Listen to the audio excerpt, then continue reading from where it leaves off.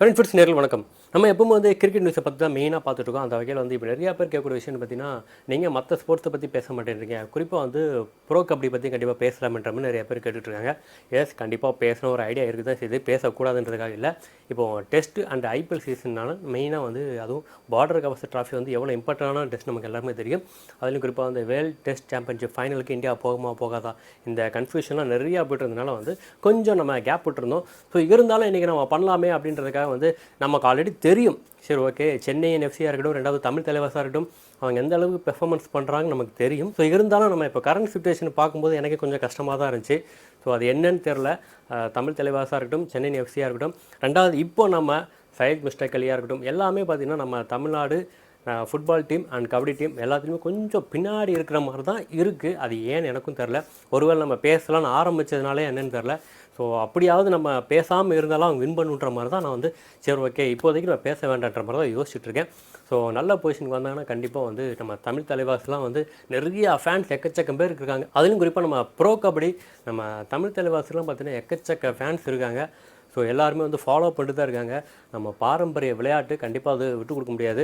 So எந்த அளவுக்கு நம்ம பிளட்டில் கலந்த ஒரு கேம்னு சொல்லிட்டு நம்ம எல்லாருக்குமே தெரிஞ்ச விஷயம் தான். ஸோ இப்போ இருக்கிற சிச்சுவேஷனில் ஓப்பன் பண்ணி எல்லாரையும் கஷ்டப்படுத்த விரும்பலை. கண்டிப்பாக வந்து நல்ல பொசிஷனுக்கு வருவாங்க. கம்பேக் கொடுத்தோன்னா கண்டிப்பாக நானும் வந்து ப்ரோ கபடியில் கம்பேக் கொடுக்குறக்காக வெயிட் பண்ணிகிட்ருக்கேன். ஸோ அதுக்கு முன்னாடி கிரிக்கெட்டில் நடந்த சுவாரஸ்யமான விஷயங்கள் வந்து டச்சப் பண்ணிட்டு போயிடலாம். எஸ், நம்ம ஆர்சிபி பற்றி கண்டிப்பாக பேசி ஆகணும். ஸோ ப்ராக்டிஸ் செக்ஷன் ஆரம்பிச்சிட்டாங்களான்ற மாதிரி தான் எல்லாருமே ஷாக் ஆகிட்டு இருக்காங்க. ஆமாம், அது உண்மை தான். ஸோ ஆர்சிபி வந்து பெங்களூரில் தான் அவங்க இருக்காங்க. எல்லாருக்கும் தெரிஞ்ச விஷயம் தான். இப்போது பெங்களூரில் தான் வந்து நம்ம டொமஸ்டிக் கிரிக்கெட் எல்லாம் நடந்துகிட்டு இருக்குது. ஸோ அவங்களுக்கு அது ஈஸியாக போயிடுச்சுன்னு தான் சொல்லணும். ஸோ அங்கே வந்து பிளேயர்ஸ்க்கு எப்போ டைம் கிடைக்குதோ அந்த டைம் நம்ம யூஸ் பண்ணிக்கலான்ற மாதிரி ஒரு செஷன் ஆரம்பிச்சிருக்காங்க. ஸோ அந்த மாதிரி அவங்க ஆரம்பித்தது தான் ப்ரீ சீசன் கேம்ப். ஸோ அதை பற்றி எல்லாருமே பார்த்துருப்பீங்க. எஸ், நிறையா பிளேயர்ஸ் டொமஸ்டிக் லெவலில் வர எல்லா பிளேயர்ஸுமே அவங்க வந்து பார்ட்டிசிபேட் பண்ணியிருந்தாங்க. ஸோ இப்போ வந்து ஆர்சிபி ஃபேன்ஸ் எல்லாருமே வேறு லெவலில் கீழே வந்து ட்வீட் பண்ணிகிட்ருக்காங்க. ஸோ 2025 ஈசாலா கப் நம்மதே தான்ப்பா, இதுக்கு மேலே வேறு என்னப்பா வேணும். ஸோ எங்களோட ஆக்ஷன் ஸ்ட்ராட்டஜியாக இருக்கட்டும், ரெண்டாவது நாங்கள் பிக் பண்ண பிளேயர்ஸு, அந்த பிளானிங் எல்லாமே நீங்கள் பார்த்துருப்பீங்க. ஸோ வெறித்தனமாக எல்லாருமே இருக்காங்க. ஸோ இந்த டீம் கண்டிப்பாக கப்பை வின் பண்ணும், அதற்காக நாங்கள் ஃபஸ்ட்டே தயாராகிட்டோன்ற மாதிரி இப்போ எல்லா ஆர்சிபி ஃபேன்ஸும் பேச ஆரம்பிச்சிட்டாங்க. தான் உண்மை. ஸோ அதை பற்றின வேறு ஏதாவது கமெண்ட்ஸ் அண்ட் ஒப்பீனியன் உங்கள்கிட்ட இருந்தால் அதையும் கண்டிப்பாக கமெண்ட் மென்ஷன் பண்ணுங்கள். ஸோ இதற்கு அடுத்தபடியாக நம்ம ஆப்கானிஸ்தான் கிரிக்கெட் பற்றி கண்டிப்பாக பேசி ஆகணும். எஸ், ஆப்கானிஸ்தானை பற்றி இப்போ ரீசெண்ட் பீரியடில் வந்து நம்ம ஸ்பின்னர்ஸ் கூட நம்ம சிஎஸ்கே எந்த அளவுக்கு வந்து ப்ரைஸ் பண்ணி ஸ்பெண்ட் பண்ணி எடுத்துருக்கா நம்ம தெரிஞ்சிருக்கும். ஸோ அப்பேற்பட்ட ஆப்கானிஸ்தானோட ஹெட் கோச் தான் ட்ரோட் இருக்காரு. ஸோ அவரோட பதவி காலம் முடிஞ்ச பிறகு கூட வந்து இன்னொரு ஒரு வருஷம் வந்து நீங்கள் பண்ணணும் அப்படின்னு சொல்லிட்டு ஸோ ஒரு வருஷம் வந்து அவங்கள்ட்ட டைம் கேட்டு எக்ஸ்டெண்ட் பண்ணியிருக்காங்க. ஸோ இந்த மாதிரி விஷயங்கள் வந்து பார்க்கும்போது நல்லா தான் இருக்குது. ஆனால் நம்ம இந்தியாவுக்கு தான் வந்து என்னென்னு தெரில, காம்பீர் வந்த புதுசு நல்லா தான் இருந்துச்சு. ஆனால் இப்போ டெஸ்ட்டில் வந்து அடிமேல் அடி விழுந்துக்கிட்டே இருக்குன்ற மாதிரி எல்லாருமே பேசியிருக்காங்க. ஸோ அதை பற்றி டீட்டெயிலாக பார்க்கலாம். ஸோ அதுக்கு முன்னாடி இன்னொரு விஷயம் பார்த்தீங்கன்னா, நம்ம ரோஹித் சர்மாவுக்கு நம்ம கபில் தேவ் வந்து ஆதரவாக பேசியிருக்காருன்னு கண்டிப்பாக சொல்லணும். எஸ், ரோஹித் சர்மா வந்து கேப்டன்சியை விட்டு போகுன்ற மாதிரி நிறையா பேர் வந்து கமெண்ட்ஸ் போட்டு தான் இருந்தாங்க. சோஷியல் மீடியாவில் ட்வீட்ஸ்லாம் பறந்துட்டு தான் இருக்குன்னு கண்டிப்பாக சொல்லணும். அதில் குறிப்பாக வந்து கபில் தேவ் வந்து இப்போ வாண்டடாக உள்ளே வந்து சொன்ன விஷயம்னு பார்த்தீங்கன்னா, எப்பவுமே ஒரு ஜாம்பவான்லாம் பார்த்தீங்கன்னா ரெகுலராக பண்ணிகிட்டே இருந்தாங்கன்னா அவங்களோட கருத்துக்களுக்கு மதிப்பு இருக்காது. ஸோ எப்பயாவது ஒரு தடவை வந்து வாய்ஸ் கொடுத்தா மட்டும்தான் அவர் என்ன சொல்லியிருக்காங்கன்னு சொல்லிட்டு எல்லாருமே கேட்பாங்க. அந்த வகையில் கபில் தேவ் இப்போ என்ன சொல்லியிருக்காரு பார்த்தீங்கன்னா, ரோஹித் சர்மா அவரை தன்னை நிரூபிக்கின்ற அவசியமே கிடையாது. ஏன் ஒரு 6 மாதத்துக்கு முன்னாடி யாருமே இந்த கொஸ்டின் கேட்கவே இல்லை. அவர் வந்து T20 வேர்ல்டு கப்பை வின் பண்ணப்போ யாருமே கேட்கல. இப்போ ஏன் கேட்குறீங்க? வெயிட் பண்ணுங்க, கண்டிப்பாக அவர் கம்பேக் கொடுப்பாரு, அதுவும் ஸ்ட்ராங்காக கம்பேக் கொடுப்பாருன்ற மாதிரி பேசியிருக்காரு. உண்மையில் இந்த மாதிரி விஷயங்கள்லாம் கேட்கும்போது நமக்கு ரொம்ப சந்தோஷமாக தான் இருக்குது. ஸோ கண்டிப்பாக வந்து ரோஹித் சர்மா அண்ட் விராட் கோலி கம்பேக் கொடுப்பாங்கன்னு நம்புவோம். அதுலேயும் குறிப்பாக வந்து அடுத்ததாக நடக்கக்கூடிய 3வது டெஸ்ட்டில் வந்து கண்டிப்பாக இந்தியா வின் பண்ணால் மட்டும்தான் வேர்ல்டு டெஸ்ட் சாம்பியன்ஷிப் ஃபைனலுக்கு போகக்கூடிய தகுதியில், அதாவது மெயின்டைன் பண்ண முடியுன்றது தான் உண்மை. ஸோ அந்த பாயிண்ட்ஸ் டேபிளில் ஸோ சவுத் ஆஃப்ரிக்கா முன்னாடி போயிட்டாங்க, வேறு லெவலில் சம்பவம் பண்ணிட்டு போயிட்டாங்கன்னு தான் நம்ம கன்ஃபார்ம் பண்ணி ஆகணும். இப்போது அடுத்து நடக்கக்கூடிய 3rd டெஸ்ட் நம்ம தோற்றுட்டோம் அப்படின்னா கன்ஃபார்மாக வந்து இந்தியா போகிறதுக்கு வாய்ப்பு இல்லைன்னு தான் சொல்லணும். ஸோ கண்டிப்பாக வின் பண்ணி ஆகணும். அடுத்து நடக்கக்கூடிய 3 டெஸ்ட்டுமே இந்தியா வின் பண்ணி தான் ஆகணும், வேறு வழியே இல்லை. இதில் ஒரு நல்ல விஷயம் என்னென்னு பார்த்தீங்கன்னா, இப்போது 2nd டெஸ்ட் வந்து டே அண்ட் நைட் மேட்ச், ரெண்டாவது பிங்க் பால். ஸோ அதனால் வந்து பேட்ஸ்மேனுங்க எந்த அளவுக்கு ஸ்ட்ரகிள் ஆகிறாங்கன்னு சொல்லிட்டு அந்த ஸோ நம்ம பிங்க் பாலோட டிஸ்அட்வான்டேஜஸ் என்னன்னு சொல்லிட்டு லாஸ்ட் வீட்டில் பேசியிருந்தேன். ஸோ பார்க்காதவங்க அதை பார்த்தீங்கன்னா தெளிவாக புரியும்னு நினைக்கிறேன். ஸோ இப்போது வந்து நம்ம 3rd டெஸ்ட் வந்து டே மேட்ச் தான், அதுவும் வந்து ரெட் பால் தான். ஸோ திரும்ப நம்ம ரெட் பாலுக்கு வந்தாச்சு. ஸோ இந்தியன்ஸை பொறுத்தவரைக்கும் கண்டிப்பாக வந்து அதே கான்ஃபிடன்ஸ் தான் இருப்பாங்க.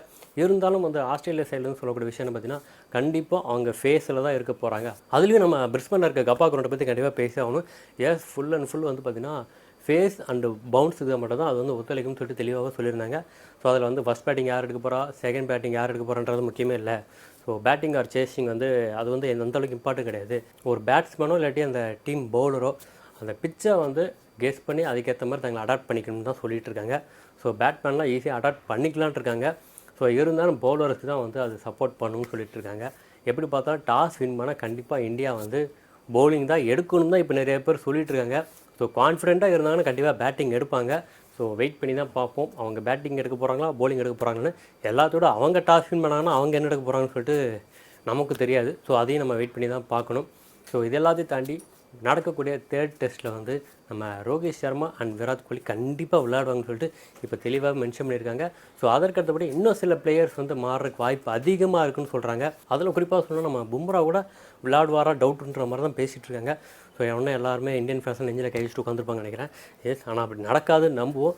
கண்டிப்பாக வந்து பும்ரா இருப்பார். பும்ரா கூட வந்து கண்டிப்பாக வந்து போலிங்கில் சேஞ்சஸ் இருக்குன்னு சொல்லிட்டு இருக்காங்க.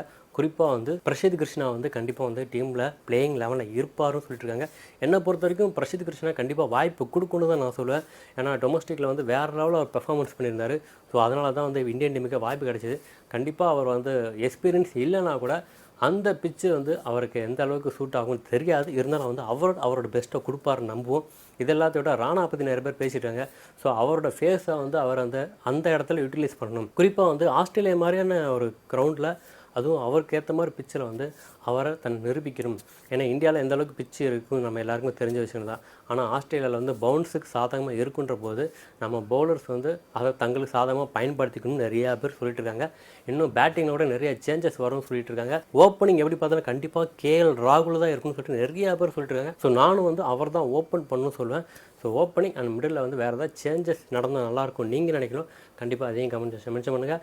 இதெல்லாம் ஓகே தான். ஃபைனலாக வந்து பிளேயிங் 11 வந்து எப்படிப்பா டிசைட் பண்ண போகிறாங்கன்னு சொல்லிட்டு எனக்கு இப்போதைக்கு ஐடியா இல்லைன்றத உண்மை.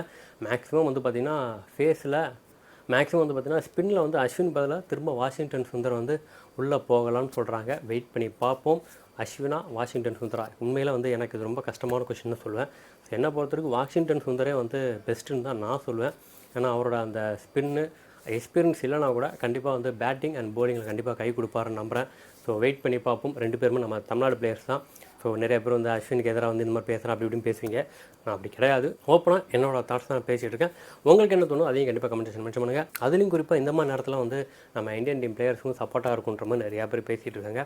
அது எக்ஸாம்பிளாக வந்து ரூட் அண்டு ஹாரி ப்ரூக்கை பற்றி எல்லாருமே பேசிகிட்டு இருக்காங்க. எஸ், அவங்க 2 பேரும் மாற்றி பேசுன்னு எல்லாரும் தெரிஞ்சுன்னு நினைக்கிறேன். ஸோ ஹாரி ப்ரூக் மாதிரி ஒரு பிளேயர் வந்து நான் பார்த்ததே இல்லைன்னு சொல்லிட்டு ரூட்டும். ஸோ அதே மாதிரி ரூட்டை பற்றியும் வந்து நம்ம ஹாரி ப்ரூக்கும் வந்து ரொம்ப சிறந்த பிளேயர், நான் பார்த்ததிலே ஒன் ஆஃப் த பெஸ்ட் பிளேயர்ன்ற மாதிரி மாற்றி பொழுதுட்டுருக்காங்க. இதே மாதிரி தான் நம்ம இந்தியன் கிரிக்கெட் டீமும் இப்போ நிறையா பேருக்கு நம்மளோட சப்போர்ட் தேவைன்ற மாதிரி பேசிகிட்டு இருக்காங்க. எஸ், கண்டிப்பாக வந்து நம்ம சப்போர்ட் நம்ம இந்தியன் பிளேயர்ஸ் இருக்கும். அதில் எந்த ஒரு டவுட்டும் இல்லை. இதெல்லாம் தாண்டி கண்டிப்பாக வந்து தமிழில் பார்த்து நிறைய பேர் தெரிஞ்சு நினைக்கிறேன். ஏன்னா இப்போ முக்கியமான விஷயத்துக்கு வரவே மாட்டேங்கிறேன். எஸ், நம்ம சிஎஸ்கே பற்றி கண்டிப்பாக பேசாமல் இருக்க முடியாது. எப்படி இருந்தாலும் நம்ம சிஎஸ்கே ஃபேன்ஸ்க்காக அவங்களுக்கு ஏற்ற மாதிரி சின்னதாக ஒரு இன்ஃபர்மேஷன் கண்டிப்பாக எப்போ நம்ம கொடுப்போம். ஸோ அந்த வகையில் எத்திஹாட் ஏர்வேஸ் எஸ், நம்ம ஃப்ளைட் வந்து சென்னை வந்துருச்சு. ஸோ ஆல்ரெடி நம்ம பேசியிருந்தோம். இந்த ஃப்ளைட் வந்து full and full Chennai use பண்ணுவாங்களா மாட்டாங்களா டவுட்டில் தான் இருந்திருந்தோம். ஆனால் இப்போ வந்து சென்னை ஏர்போர்ட்டுக்கே வந்த பிறகு உண்மையில் வந்து மேக்ஸிமம் எல்லோரும் சொல்லக்கூடிய ஒரு விஷயம், உண்மையிலே மேக்ஸிமம் எல்லாருமே சொல்லக்கூடிய விஷயம்னு பார்த்தீங்கன்னா அதற்கான பர்மிஷன் வாங்கினாலும் கண்டிப்பாக வந்து சென்னை போகக்கூடிய மற்ற கிரவுண்ட்ஸுக்கு இந்த ஃப்ளைட்டை யூஸ் பண்ணலாம்ன்ற மாதிரி தான் யோசிச்சுட்டு இருக்காங்க. ஸோ பர்மிஷன் தான் வெயிட்டிங். மேக்ஸிமம் வந்து பர்மிஷன் வாங்குவாங்கன்னு நம்புவோம். அந்த மாதிரி வாங்கினா கண்டிப்பாக சிஎஸ்கே ஃபேன்ஸ்லாம். ஸோ நார்மலாகவே சிஎஸ்கேன்னு சொல்ல கண்டிப்பாக கெட்டதாக இருக்கும். அதுலேயும் நம்ம சிஎஸ்கே தனியாக ஃப்ளைட் வேறு போகுதுன்னா கண்டிப்பாக அதை பற்றி சொல்ல தேவையில்லை. ஸோ இதை பற்றின உங்களோட ஒப்பீனியனும் கண்டிப்பாக அதையும் கமெண்ட்ஸ் மென்ஷன் பண்ணுங்கள். ஸோ இதெல்லாத்தையும் தாண்டி நடக்கக்கூடிய தேர்ட் டெஸ்ட்டில் இந்தியன் கிரிக்கெட் டீமில் என்ன மாதிரி ஸ்குவாட் இருக்கணும், எந்த மாதிரி பிளேயர்ஸ் நல்லாயிருக்கும் நீங்களும் இருக்கும் கண்டிப்பாக அதை மென்ஷன் பண்ணுங்கள். இந்த மாதிரி அடுத்தடுத்த வீடியோ நிறைய வீடியோஸ் கொடுக்குறேன் நான் காத்துட்ருக்கேன். இந்த வீடியோ முடிச்சுக்கிறேன். அடுத்த சந்திக்கிறேன். அதுவரை உங்களிருந்து விடுபடுது சண்முகம்.